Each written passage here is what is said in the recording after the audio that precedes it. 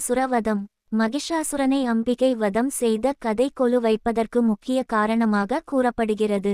தேவி தான் உக்கிர வடிவமான துர்கை அம்மனாக மாறி மகிஷாசுரனுடன் போர் புரிந்த போது மற்ற தேவர்களும் முனிவர்களும் விலங்குகளும் மனிதர்களும் தங்கள் சக்திகளை இழந்து பொம்மைகளாக நின்றதாக ஐதீகம். அந்த நிலையை நினைவு கூறும் வகையில் அம்பிகையின் வெற்றி கொண்டாட்டமாகவும் கொலு வைக்கப்படுகின்றது. திரிசூலம் உன்னாயுதம், சிங்கம் தன் வாகனம்.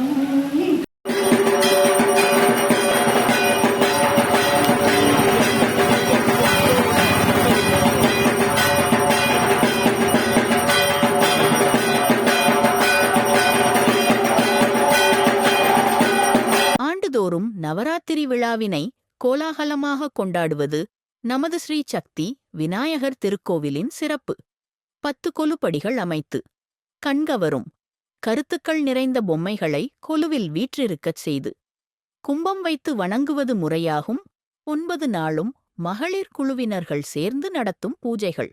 முப்பெரும் தேவியர்களுக்கும் உள்ளம் குளிரும் வண்ணம் இருக்கும் பஜனை பாடல்கள், மாங்கல்ய பூஜை, அருளுரை, பரதநாட்டியம், அம்பாள் அலங்காரம், தீபா ஆராதனைகள் என கோவிலே விழா கோலமாகும்.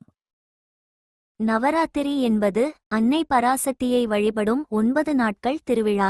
துர்காதேவி, லட்சுமி தேவி, சரஸ்வதி தேவி என முப்பெரும் தேவியரையும் வணங்குகின்றோம். இந்த தேவியர்களின் அருளை பெறவும் அவர்களின் சக்தியை இல்லத்தில் நிலைநிறுத்தவும் கொலு வைத்து கொண்டாடி வருகின்றோம்.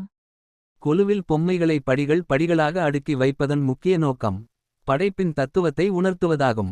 ஓரிவு உயிரான அருகம் புல் முதல் 6 அறிவு கொண்ட மனிதர்கள், அதற்கு மேல் மகான்கள், தேவர்கள், மும்மூர்த்திகள் என உயிர்களின் பரிணாம வளர்ச்சி மற்றும் ஆன்ம உயர்வு நிலையை இது குறிக்கின்றது. நாமெல்லாம் அம்பிகையின் கையில் இருக்கும் பொம்மைகள் போலதான் என்பதை இது உணர்த்துகின்றது. மண் பொம்மைகளின் முக்கியத்துவம். கொலுவில் வைக்கப்படும் பெரும்பாலான பொம்மைகள் மண்ணில் செய்யப்பட்டவை. பஞ்ச பூதங்களின் ஒன்றான மண்ணில் இருந்து உயிர்கள் தோன்றி இறுதியில் மண்ணிலேயே கலந்து விடுகின்றன என்பதை இது உணர்த்துகின்றது. இது மனித வாழ்க்கையின் நிலையாண்மையையும் மண்ணின் முக்கியத்தையும் நமக்கு உணர்த்துகின்றது. இந்து மதத்தின் ஒவ்வொரு செயல்களிலும் தத்துவம் பொதிந்து உள்ளதை நாம் காணலாம். அன்பு தாய்மார்களே, வணக்கத்துக்குரிய பெரியோர்களே, வாய்ப்பு கிடைக்கும் போது நமது ஸ்ரீ சக்தி விநாயகர் திருக்கோவிலுக்கு வாருங்கள். இங்கு நடைபெறுகின்ற பூஜைகளில் கலந்து கொண்டு தெய்வ தரிசனத்தை பெறுங்கள். நிச்சயம் மாற்றங்களை உணருவீர்கள். நன்றி, வணக்கம்.